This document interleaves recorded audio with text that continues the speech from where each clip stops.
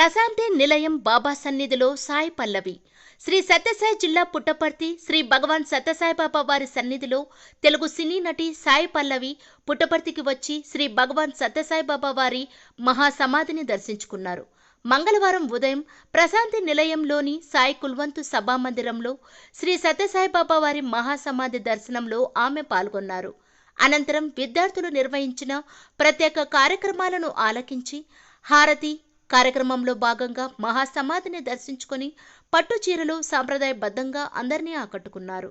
ఇదే సాంప్రదాయంలో బాబా వారి సమాధిని దర్శించుకోవడం చాలా విశేషం.